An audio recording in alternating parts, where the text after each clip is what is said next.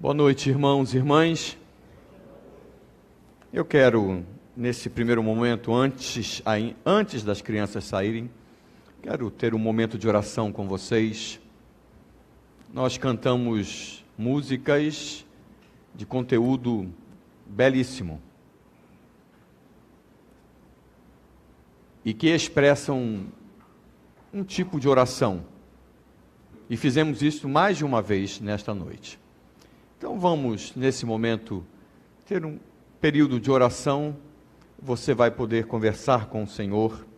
E eu vou encerrar esse período de oração silenciosa com uma oração. Vamos orar.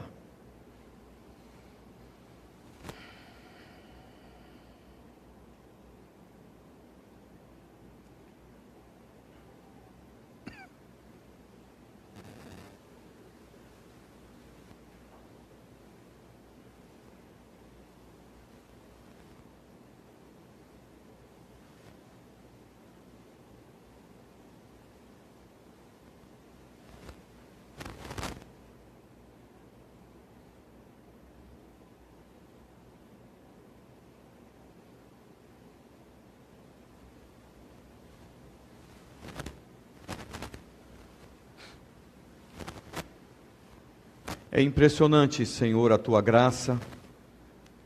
Ela pode ser observada de tantas formas. E uma das maneiras, à luz do que temos cantado esta noite, é que nós precisamos nos derramar diante do Senhor. Isto é, precisamos estar sensíveis ao Senhor e com um coração aberto ao Senhor.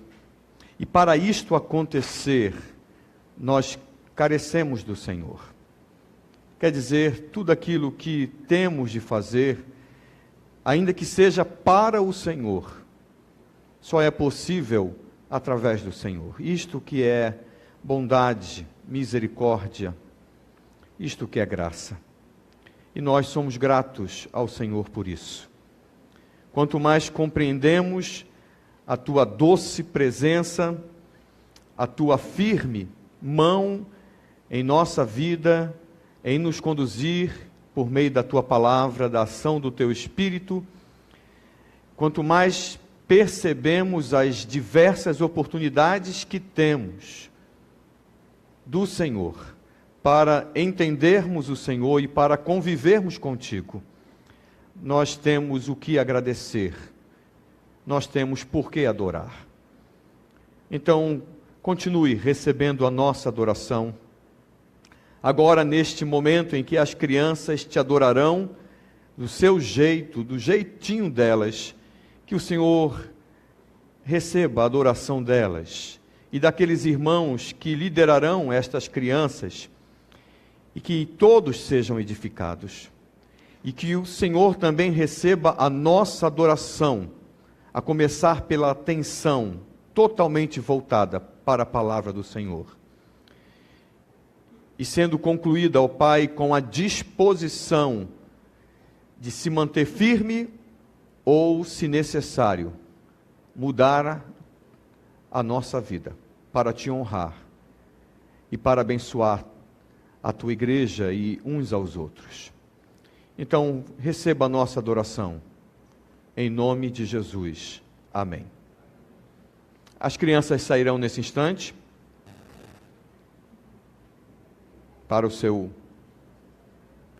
culto, para a sua musicalização infantil.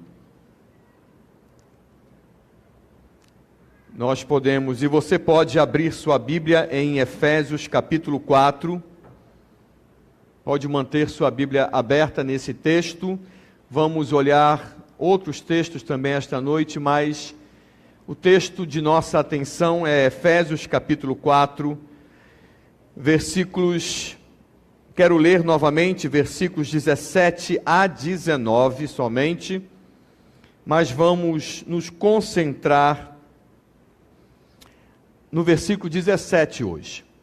Efésios 4, 17 a 19.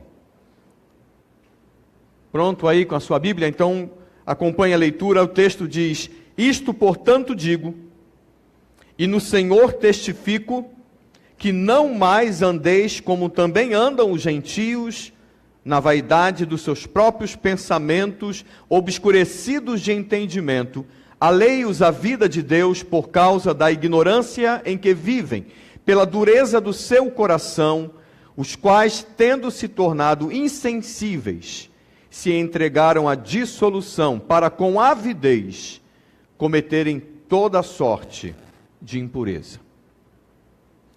Para enfatizar algo ensinado, é comum em alguns autores, em algumas pessoas, chamar a atenção ao oposto. Não somente ao oposto, mas também ao oposto.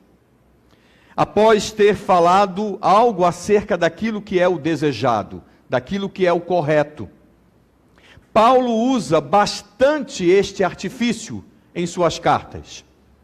E em sua carta aos Efésios, nós temos um exemplo evidente disto. Aqui nesse texto, aqui no capítulo 4, nós temos um exemplo claro. No início do capítulo 4, após ordenar seus leitores a um viver coerente com a vocação recebida para ser igreja, Paulo chama a atenção acerca daquilo que não pode mais ser presente no viver deles. Então ele começou o capítulo 4, a parte prática da carta, ele começou chamando a atenção para aquilo que deveria ser alvo da atenção das pessoas e do viver delas. Então ele começa com o que é correto, com um referencial. E ele fala um pouco sobre isso. Agora, nesta parte, a partir do versículo 17, especialmente nesses 3 versículos, 17 a 19, Paulo vai chamar a atenção agora para o oposto. Então é como se ele estivesse, depois de dizer aquilo que as pessoas deveriam entender e deveriam viver, agora então ele se volta para seus leitores e diz: olha, diante disso, diante desta realidade, vocês agora não podem mais viver desta outra forma. Então agora ele está falando do oposto. Para Paulo, esta é uma opção de vida, quer dizer, esta opção que ele vai chamar a atenção agora, impede a outra opção, que foi a primeira, que ele mencionou no capítulo 4, nos versículos de 1 a 3. E este impedimento se dá pela coerência de sua motivação, prática e resultados. E vocês vão poder ver isso na sequência destas mensagens, quando inclusive colocarmos um quadro comparativo entre o que ele disse no início, chamando os seus leitores a viver, e o que ele vai dizer agora, chamando os seus leitores para não viver, não ter esse estilo de vida. Paulo então afirma que o caráter do viver coerente à vocação recebida é motivado pela humildade, pela submissão ao Senhor, e que essa disposição redunda em prática progressiva da mansidão, estão lembrados? Da paciência e da compaixão, e isto resulta em unidade, em proximidade, em comunhão com Deus e com as pessoas. É assim que deve viver todo aquele que foi agraciado com a salvação em Cristo. Agora, para reafirmar o já dito e inculcar o correto na mente das pessoas, Paulo vai dizer o que não pode fazer parte de suas vidas. Então eu quero falar, a partir de hoje, em algumas mensagens, sobre o caráter do viver não vocacionado. Lembre-se que quando iniciamos o capítulo 4, alguns domingos atrás, nós tivemos uma série de mensagens falando sobre o caráter do viver vocacionado. Agora nós queremos ver o oposto, porque é isso que Paulo vai tratar. O caráter do viver daquele que não recebeu a vocação de ser igreja, vocação iniciada com a salvação em Jesus Cristo. Paulo então vai mostrar que todo salvo não pode viver à semelhança de quem está perdido, de quem está fora do Senhor. Então eu quero voltar a algumas coisas. Vamos lá voltar às perguntas e afirmações que têm se repetido ao longo desses domingos. Você foi salvo pela graça? Você realmente foi salvo? Você foi incluído no corpo de Cristo? Porque nós temos que responder essa pergunta. Cada um de nós, está aí uma pergunta ou tipo de pergunta que somente pode ser respondida individualmente, por cada pessoa. Eu não posso responder por vocês. O pai não pode responder pelos filhos. Um irmão não pode responder pelo outro. O líder não pode responder pelos seus liderados e assim por diante. Ninguém tem condições, de uma maneira plena, literal, responder esta pergunta por outra pessoa. Porque apesar da salvação resultar nesta unidade que Paulo aqui está ensinando e nós estamos aprendendo, apesar disto, a salvação é individual.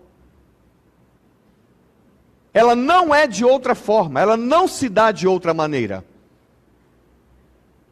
Ela é através da ação de Deus na pessoa, no indivíduo. E esse indivíduo tem que reagir à ação de Deus para que a salvação seja efetuada. Então, uma relação pessoal. Salvação, meu irmão, minha irmã, salvação resulta, ou pode ser entendida, como uma relação pessoal entre o homem e Deus, através de Cristo, uma relação definitiva que se inicia a partir da ação e presença do Espírito Santo e que se dá para todo sempre. Por isso, as Escrituras afirmam que a salvação é eterna. Então, você precisa responder, você pessoalmente precisa responder essas perguntas. Você foi salvo pela graça? Você realmente foi salvo? Você foi incluído então no corpo de Cristo? Se a sua resposta é positiva para estas perguntas, se é sim, então você, assim como eu, não tem alternativa. É isso que Paulo está ensinando. A sua vida deve glorificar ao Criador, e a única forma de fazê-lo, veja bem, a única forma de glorificar ao Senhor é vivendo em coerência com o plano de Deus, assumindo a vocação de ser igreja, assumindo esse novo estilo de vida. Não há alternativa. Por mais que queiramos, e quando eu digo queiramos, eu estou falando da humanidade, queiramos criar alternativa, queiramos mudar alguma coisa, queiramos dar um jeito. O que Paulo está aqui, e ele vai a partir de agora combater, é exatamente a possibilidade disso. Podemos reafirmar isso através de inversão, é o que Paulo vai fazer a partir do verso 17. Sua vida deve glorificar ao Criador, e a única forma de fazê-lo é não vivendo em coerência com o padrão do sistema mundano, assumindo a vocação de ser egocêntrico. Paulo vai tratar desta forma o outro padrão. Ele vai dizer exatamente isso. Para ilustrar a compreensão acerca do que é egocêntrico, antes de olharmos para o texto referencial, deixe-me exemplificar com o entendimento de pessoas de nossa época. Eu fiz aqui uma junção de algumas afirmações de algumas pessoas referenciais de nossa época, que não são do Senhor e que estão falando acerca de egocentrismo. E então eu quero, depois de afirmar isso, comparar com o que as Escrituras nos afirmam, com aquilo que Paulo está falando acerca desse estilo de vida, dessa vida egocêntrica. Veja bem, então ouça só. Aqui são palavras, afirmações, não tiradas das Escrituras, mas tiradas do nosso tempo. Então ouça, a palavra egocentrismo geralmente não está associada a comportamentos agradáveis. Os considerados egocêntricos, agora preste bem atenção, porque o que nós estamos aqui lendo vai apontar um tipo de pessoa ou um tipo de classe egocêntrica, que é identificada como egocêntrica. Então ele diz, os considerados egocêntricos tendem a nunca abrir mão da própria opinião, pois acreditam que somente suas histórias são importantes, enxergam-se como superiores em relação aos outros, são arrogantes e exaltam muito suas próprias qualidades. Talvez você esteja pensando em alguém. Não é verdade? E se eu ou se você for alguém assim, dificilmente este alguém que você está pensando é você. Porque a gente sempre vai apontar para o outro, nunca para a gente. O egocêntrico, ele tem uma boa visão acerca dos de fora, mas ele é cego para com ele mesmo. Ele continua. Características como essas influenciam de forma negativa na vida, pois elas ferem, olhe bem, elas ferem as relações interpessoais, antigas e novas, dificultam as entregas em grupo, os relacionamentos em grupo, enfraquece, veja até no linguajar profissional, o marketing pessoal e contribuem para manchar a reputação da pessoa. Tratando sobre o efeito do egocentrismo na vida profissional, a conclusão é o afastamento das pessoas. Pessoas egocêntricas geralmente se preocupam apenas com suas próprias necessidades, ignorando as vontades e desejos dos demais. Essa falta de assistencialismo provoca o afastamento dos outros, pois todos necessitam e gostam de se sentir amparados. Isso pode ser visto como repúdio pelos seus colegas e contribuir para não conseguir o apoio deles em diversas situações. Pois bem, aqui nós temos um resumo, um apanhado de consideração do nosso tempo, de pessoas do nosso tempo, que não fazem parte do povo de Deus, da igreja, sobre egocentrismo. Agora, o que é mais interessante é que a forma como Paulo escreve a sua carta e a maneira como ele coloca a partir do verso 17, nós veremos que egocentrismo não é um problema de algumas pessoas, como atribuído nas palavras anteriores, mas é um problema da humanidade.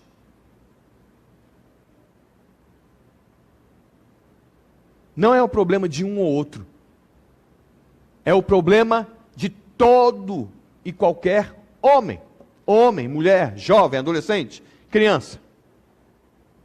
É isso que Paulo está fazendo. Paulo, na verdade, está neste capítulo, especialmente nos versos primeiros, nos 3 primeiros versos do capítulo 4, e agora nos versos 17 a 19, ele está dividindo a humanidade em todo o tempo de sua existência em 2 grupos.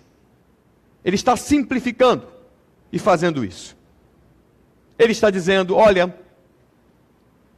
existe uma tendência, uma forma de se viver, que é motivada por algo e que traz consequências a partir desta motivação e um resultado. E esta forma de se viver é a forma de toda a humanidade, sem exceção. Todo homem, toda mulher tem este estilo de vida, cada um estabelecendo e vivendo isso de uma maneira particular. Mas todos eles têm esse problema. E aí Paulo vira e diz, existe um outro grupo com um outro estilo de vida oposto a este.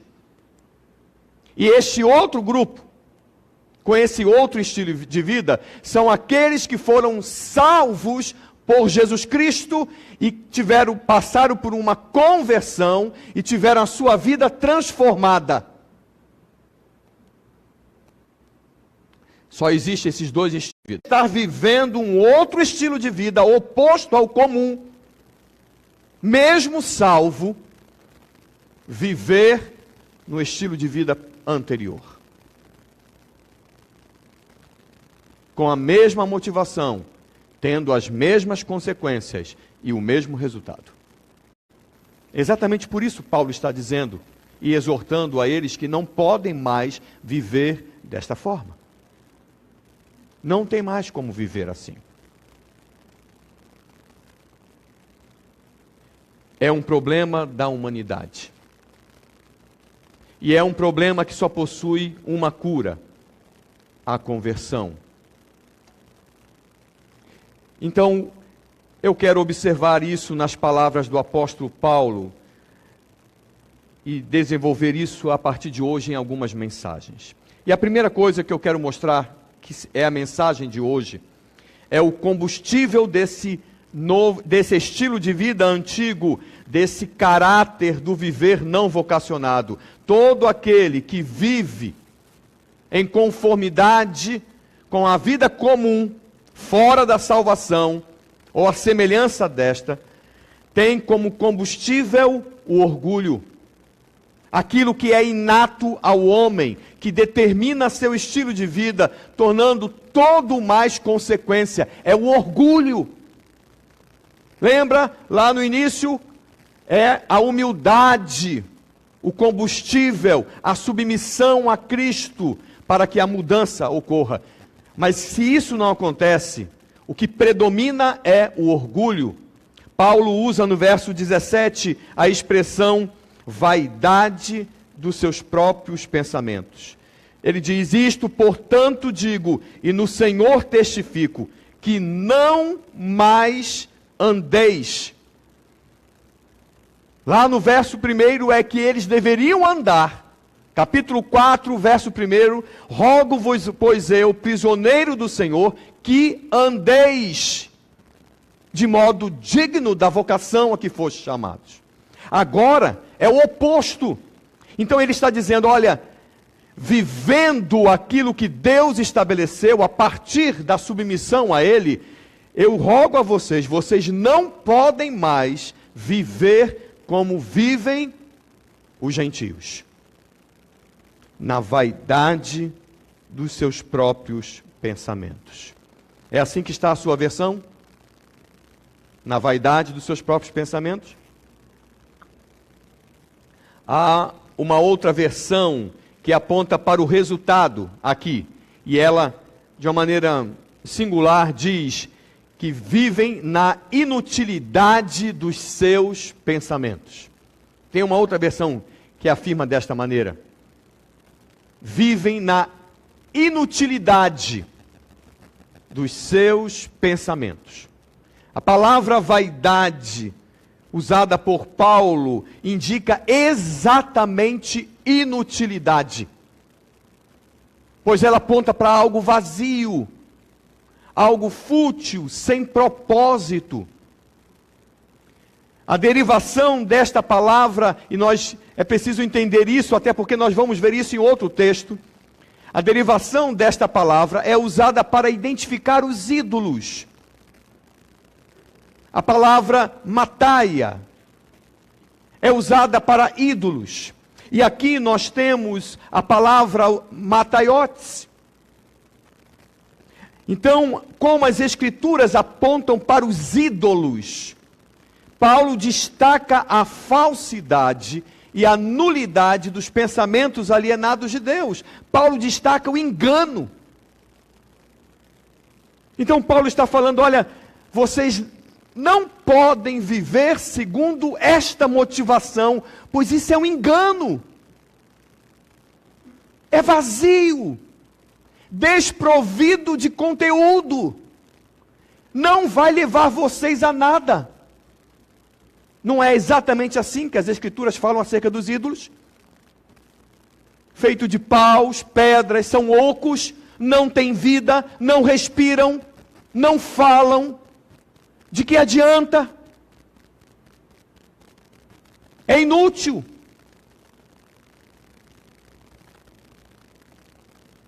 Nós precisamos entender a estratégia e o conteúdo disso. A estratégia é a de nos fazer voltar para nós mesmos. Paulo está dizendo, cuidado, porque o outro estilo de vida comum na humanidade está sempre atento e tentando você a voltar-se para si mesmo. Meu irmão, minha irmã, nós nascemos e nossa natureza nos empurra para o eu. Nós crescemos e o sistema nos ensina a olhar para o eu. Nós somos influenciados por todos os lados e meios a nos fixar bem no centro de todas as coisas, da nossa realidade, da realidade dos demais com quem convivemos. Mesmo que a realidade nos confirme que não estamos lá, e que não somos tudo isso, e que para alcançar tal coisa nós teremos que entrar em guerra contra tudo e todos e vencer, mesmo que as nossas armas sejam questionáveis. E na maioria das vezes, nos contentamos com alguma forma limitada de reconhecimento, mesmo que mascarada. Mesmo que à luz de falsos relacionamentos, ou de ausência de relacionamento. Nós nos contentamos.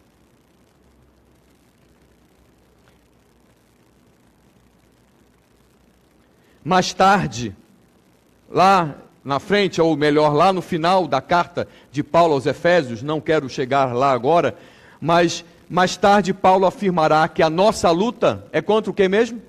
Você conhece o texto? Principados e potestades. Por que então Paulo afirma aqui que o problema está no coração do homem? Já parou para pensar nisso? Ele termina a sua carta dizendo que a nossa luta não é contra o sangue e a carne, mas contra os principados e potestades, contra as forças sobrenaturais deste mundo, espirituais deste mundo tenebroso. Mas aqui, quando ele divide a humanidade e fala de vida, da possibilidade de se viver, daquilo que move a vida das pessoas, ele afirma que o problema está no coração do homem. Por que ele faz isso?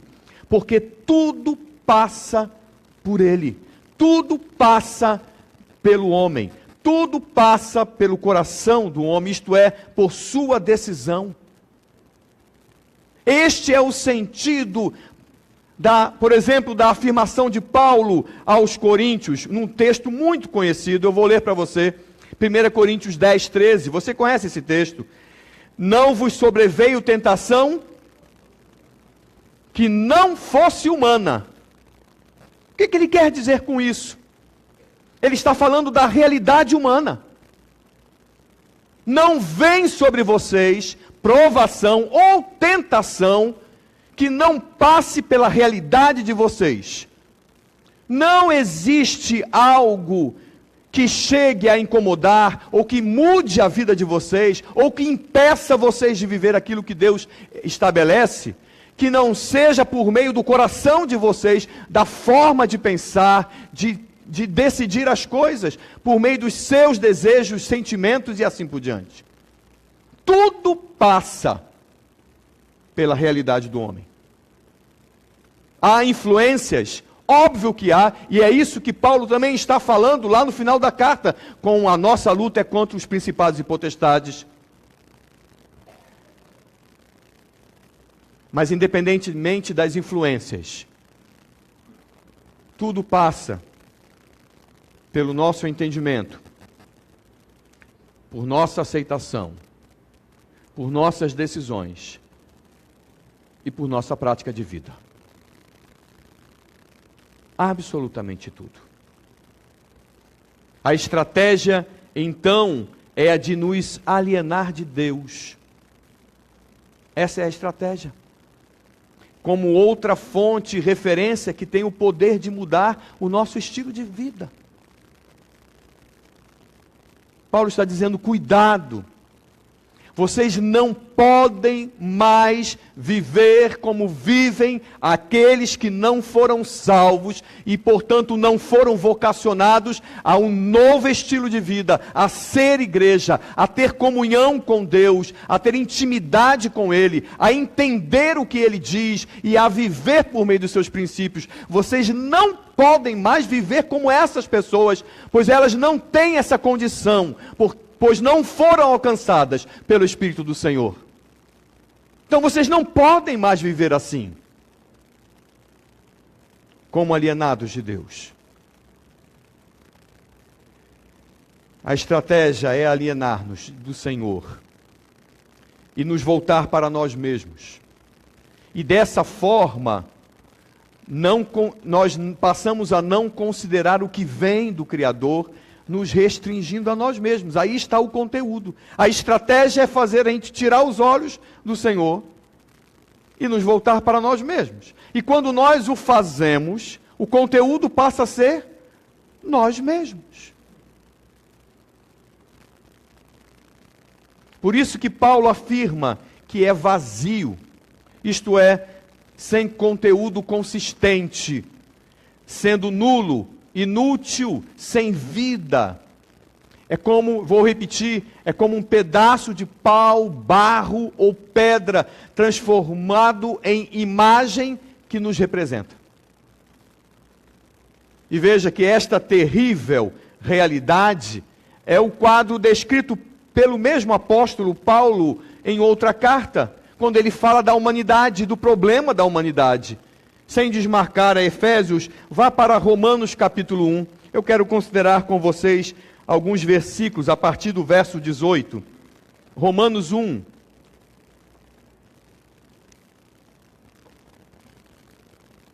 A partir do verso 18. Vamos compreender as ênfases que revelam similaridade com o texto aos Efésios. Veja como nós temos aqui uma aproximação do que Paulo escreveu aos Romanos e do que ele está escrevendo de maneira resumida aos Efésios. Primeira coisa, versículo 18 até o início do versículo 21, Paulo vai mostrar que há um problema entre Deus e os homens. Há um problema. A ira de Deus se revela do céu contra toda impiedade e perversão dos homens que detêm a verdade pela injustiça. Porquanto o que de Deus se pode conhecer é manifesto entre eles, porque Deus lhes manifestou.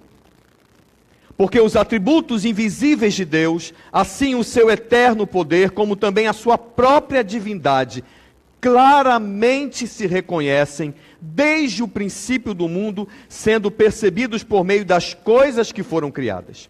Tais homens são, por isso, indesculpáveis, porquanto, tendo conhecimento de Deus, não o glorificaram como Deus, nem lhe deram graças.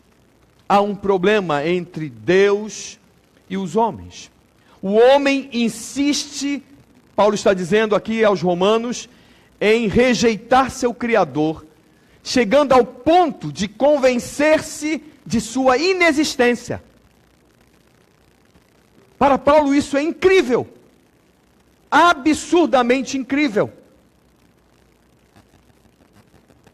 O homem foi criado para ser um espectador do mundo criado. Foi dotado com sentidos, com poder de percepção, pelo propósito de ser guiado por Deus para a sua contemplação.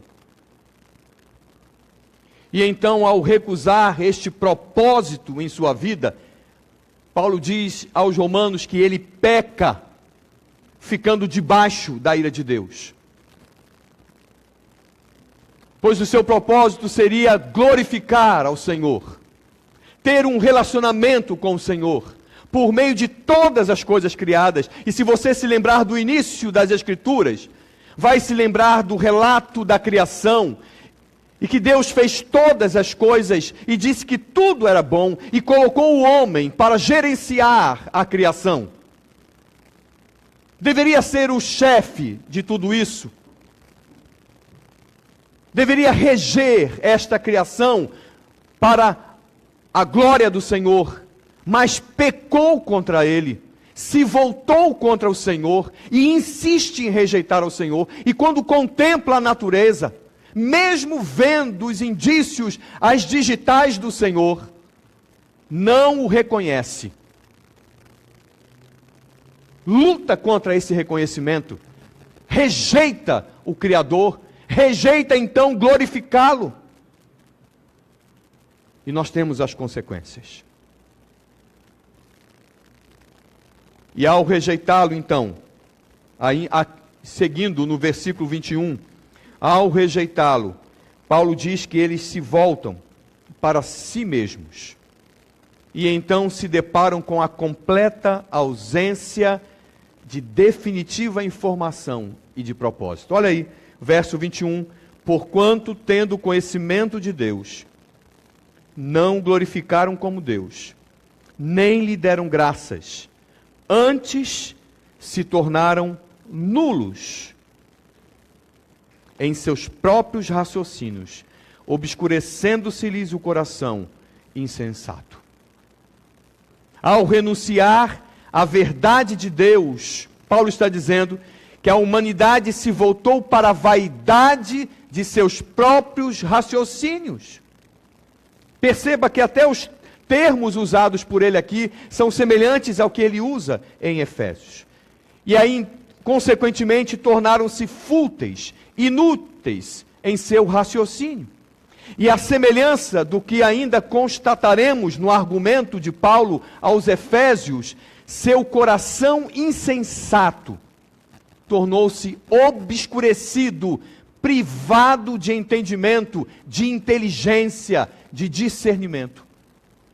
E nós temos aqui a mesma palavra usada para os ídolos que Paulo usou lá, a mesma palavra encontrada em Efésios, aqui traduzida na expressão, se tornaram nulos. Olha o texto aí de novo, no verso 21. Na metade dele, antes se tornaram nulos em seus próprios raciocínios, obscurecendo-se-lhes o coração insensato.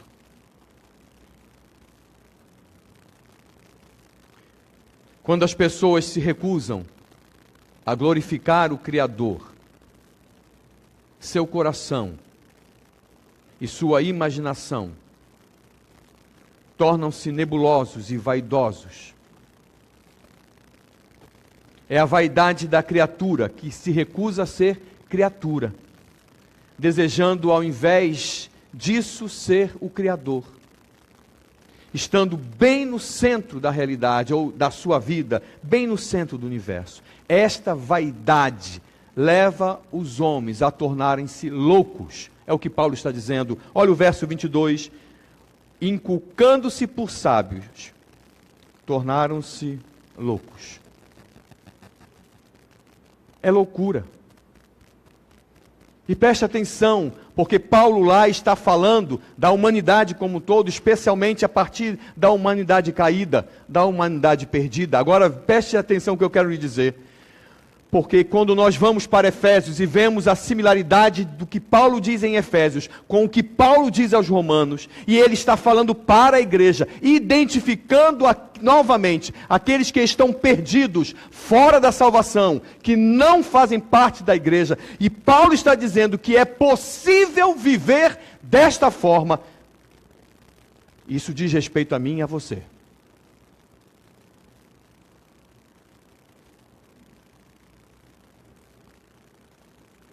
Isso diz respeito aos nossos relacionamentos a partir com Deus e, consequentemente, com as pessoas. É loucura.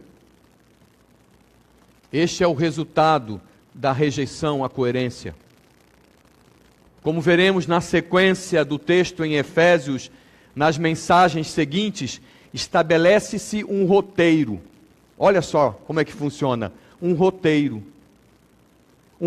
absurdo de raciocínio e ações que leva a pessoa a substituir o óbvio pelo insano, tornando-se insensível.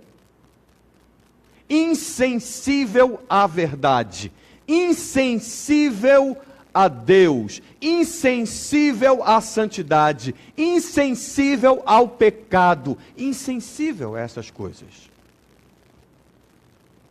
É assim o processo, eu vou tentar explicar. E depois, na sequência, como eu disse, nós veremos isso nas mensagens. O processo é mais ou menos assim. Quando agimos conforme um padrão, nós sentimos conforto.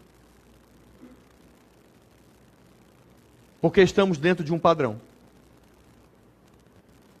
Nos adaptamos a ele. E tudo fica tranquilo. Este conforto, este estilo de vida, este hábito do nosso viver, ele sofre incômodo quando em algum momento agimos fora do padrão. Nessa hora, a consciência gera inquietação em nós, pois o hábito sente-se ameaçado. A gente percebe que tem algo errado. Uma luz se acende pela própria rotina, quando não pela própria ação do Espírito Santo, para mostrar que alguma coisa não está em conformidade com o padrão que temos, que sabemos e que temos assumido. No entanto, se continuamos a agir daquela maneira, se estabelecerá um novo padrão, fazendo desaparecer o incômodo provocado pela consciência. E com o passar do tempo, passamos a sentir conforto com o novo padrão estabelecido, sentindo algum desconforto quando impedidos de agir conforme o novo padrão. É assim que funciona o processo. É assim que acontece com quem começa a lidar com a pornografia. É assim que acontece com quem começa a lidar com a fornicação. É assim que acontece com quem começa a lidar com a mentira, com o roubo, com a corrupção, com a preguiça, com a fofoca, com qualquer pecado. No começo, o incômodo causado pela consciência, movido pelo Espírito Santo, à luz daquilo que se conhece por meio das Escrituras, revelando que estamos fora do padrão estabelecido por Deus, e a inquietação que nos leva então ao arrependimento, à confissão, à busca de ajuda, a nos sentirmos mal. E a nos voltarmos para o padrão, a nos voltarmos para o Senhor. Mas, se a prática do pecado continua, vamos nos acostumando com a rotina. e começamos a buscar razões que servem como desculpas, estabelecendo até mesmo argumentos para a sua continuidade, até chegarmos ao ponto de nos sentirmos bem com a prática, por ter desejos sendo alimentados, e finalmente nos tornamos insensíveis à coerência, nos tornamos insensíveis ao Senhor. Veja Efésios 4, 18 e 19, ele diz: obscurecidos de entendimento, alheios à vida de Deus, por causa da ignorância em que vivem, pela dureza do seu coração, os quais, tendo se tornado insensíveis, se entregaram à dissolução, para com avidez cometerem toda sorte de impureza.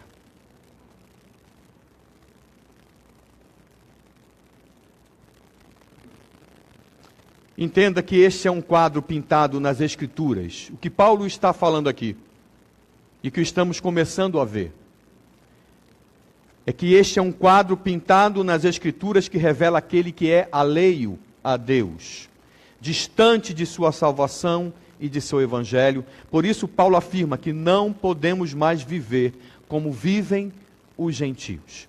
É o oposto da exortação dada no início de sua argumentação,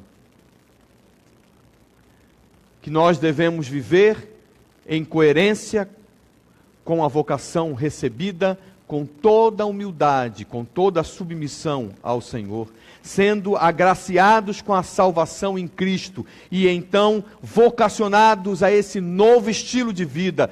Nós não podemos mais andar, viver como os que não possuem salvação e por isso vivem voltados para si mesmos, perdidos em meio ao vazio de sua alma e à limitação de seu conhecimento. Meu irmão, minha irmã, a questão é simplificada por Paulo da seguinte maneira: somos do Senhor? Se somos do Senhor, então temos de viver do jeito estabelecido pelo Senhor. Todas as vezes que fazemos conforme a nossa vontade, pecamos. Esse é o resumo de Paulo para nós. E dentro dessa nova perspectiva, tudo funcionará se vivermos do jeito que nos é ensinado.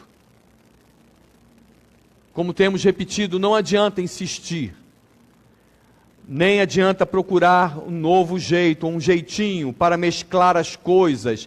Nós temos de nos submeter ao Senhor.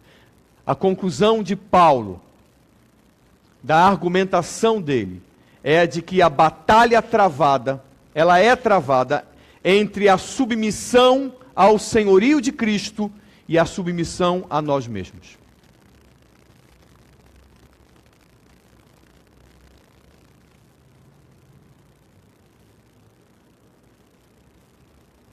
Talvez um ou outro possa pensar, não seria a submissão a Cristo, a Deus e a Cristo, e a submissão ao diabo? Não, não é assim que ele coloca. É a submissão a Cristo ou a submissão a nós mesmos. E por quê? Porque mesmo que tenhamos a influência do diabo ou de qualquer outro ser, ou de qualquer outra pessoa, como existe de fato, tudo passa pela nossa natureza. E nós somos responsabilizados, porque quando tomamos decisão, estamos conscientes diante do Senhor e diante das pessoas. Conscientes. E se estamos conscientes, somos responsáveis pelas nossas decisões. Responsáveis pela nossa forma de viver. Ou insistimos em acreditar e a fazer as coisas conforme o que achamos, diante das variadas influências existentes, ou assumimos falência e nos submetemos a Deus, aprendendo em sua palavra como viver, nos policiando e nos disciplinando a agir conforme aprendemos, sendo autêntico com todos. Se há problema na relação, e quem não tem problema em relação? Se há problema na relação, perdoe e restaure. Se há injustiça, entregue ao Senhor, que é o vingador. Se há namoro ou noivado, que seja santo e puro. Se há negócio, que seja límpido, sem corrupção. Que haja autenticidade, sendo honesto com a verdade. Que haja real relação com Jesus Cristo. Não um discurso religioso. Não algo que você vem à igreja e fala, lê, cante e depois vai embora. E nem sabe, nem se lembra daquilo que você cantou, daquilo que você leu, daquilo que você ouviu, daquilo que você afirmou. Nós cantamos hoje, por exemplo, uma música, eu queria que o Silomi voltasse a ela. Me rendo, Silomi, por favor. Eu quero rever a letra desta música com vocês, só para exemplificar isso. E nós vamos terminar aqui. Pode voltar. Isso. Nós cantamos isso hoje à noite.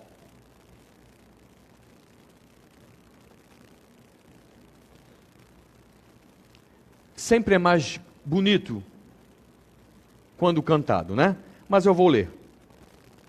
Me rendo aos teus pés para te adorar, meu mestre. Pode passar. Te amo mais que a mim. Quero declarar que só tu és santo, santo, santo és, Senhor. Volte. Pode voltar. Pode voltar. Me rendo aos teus pés. Deixa um pouquinho aí.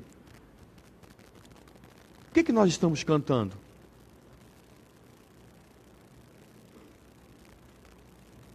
Como podemos cantar que nos rendemos aos pés do Senhor, nos submetemos a Ele e saímos daqui e vivemos a vida do jeito que a gente quer? Mesmo quando somos instruídos pelo Espírito Santo de que estamos pecando. Como que estamos nos rendendo ao Senhor?